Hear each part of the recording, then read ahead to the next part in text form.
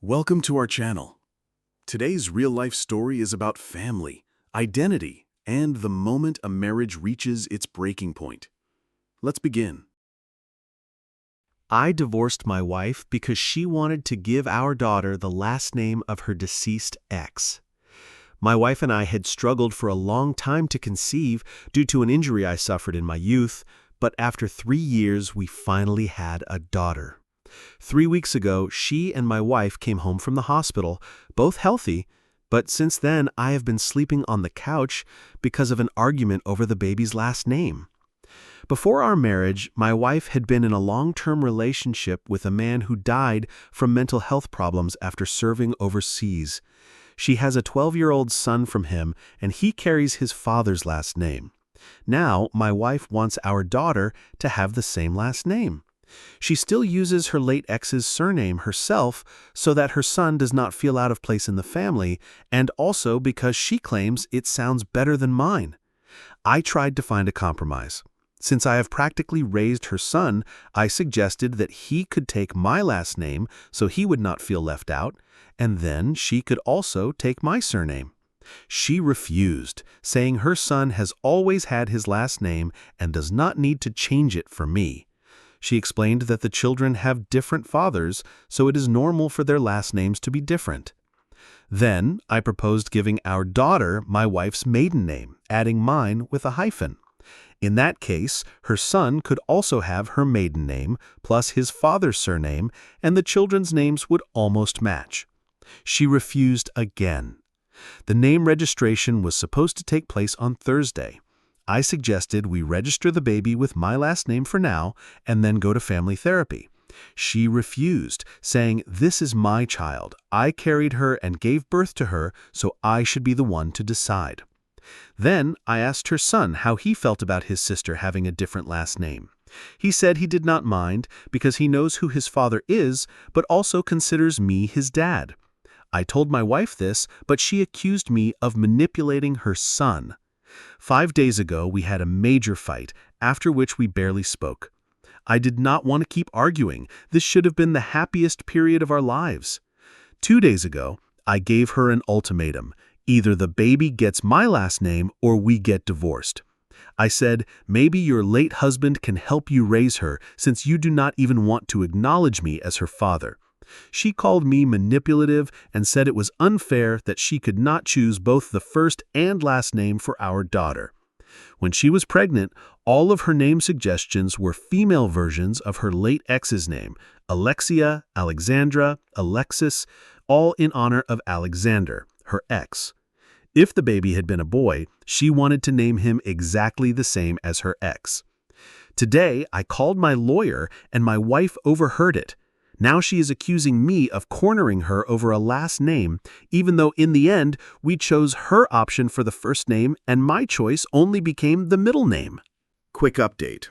Since my inbox was flooded with requests, I contacted the registration office and found out that if the parents are married, only one parent is needed to register the baby's name.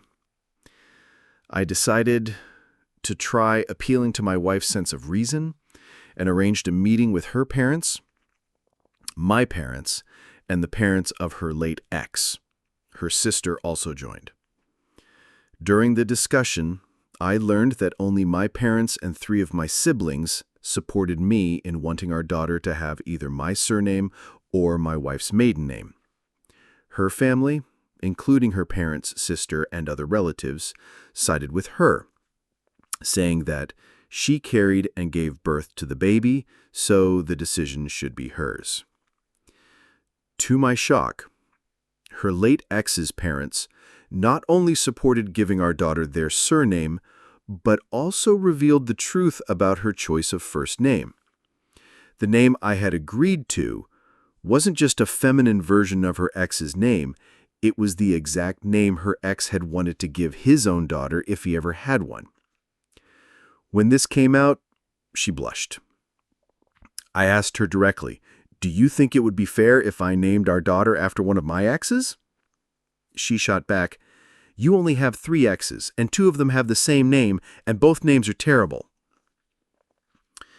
After everyone left, I tried to talk to her, but she slammed the bedroom door in my face and locked it. During the conversation with her parents, I also asked them, "If I officially adopt your grandson, could we change his last name to mine?" They categorically refused. They said they would not allow adoption or a name change.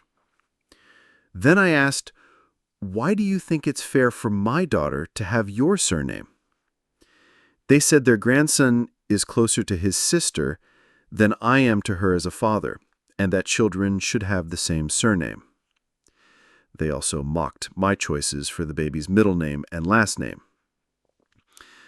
Up until this point, I had had a decent relationship with these people. I had raised their grandson as my own, but now I realized what they truly thought of me.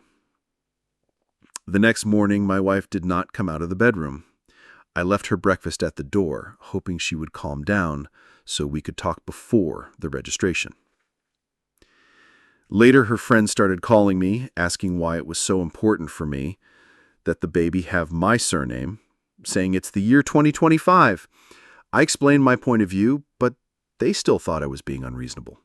2 days before the registration, on Tuesday, she started another fight and declared that our daughter would get the name she originally chose, the feminine version of her late ex's name. She went so far as to say, "I would rather die than give our daughter your last name." I am ashamed to admit it, but at that moment I called the police, saying she was threatening to harm herself. I am not proud of it. The police came and took her in, despite her protests. She was fine. It was just an emotional outburst, but I told them I did not feel it was safe to leave her alone with the baby. In the end, I registered our daughter's name without her, since she was still at the station. Now, our daughter has the first name, middle name, and last name that I chose. It is obvious that my wife has serious mental health issues, and I hope she gets the help she needs. After she was taken away, she asked her parents to pick up both her son and our daughter until she got home. Her late ex's parents came and tried to take my child. I told them to get lost. They threatened to call the police. I told them to go ahead. In the end, they only took her son and left. Over the weekend, her parents came to my place and demanded that I hand over the baby, saying I should not make the situation worse. I refused. After that, a visiting nurse and a social worker came to check on us. When my wife was released, she did not return home. She went to stay with her parents. Since then, she has tried twice to take our daughter, but I changed the locks. She continues to send pumped breast milk for the baby through her sister. I have filed for divorce. For now, the baby stays with me, as even social services have stated that, due to my wife's mental state, the baby is safer in my care. Our marriage cannot be saved.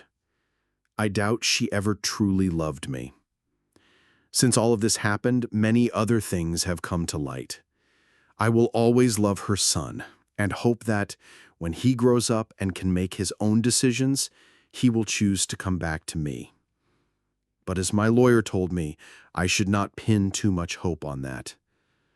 Right now, my older brother and his wife are living with me to help take care of my daughter. They have 5 children, all already teenagers, so they have been through this stage many times. I take all of their advice to heart. That is it. And that's the story. Sometimes the hardest decisions are the ones that protect our future.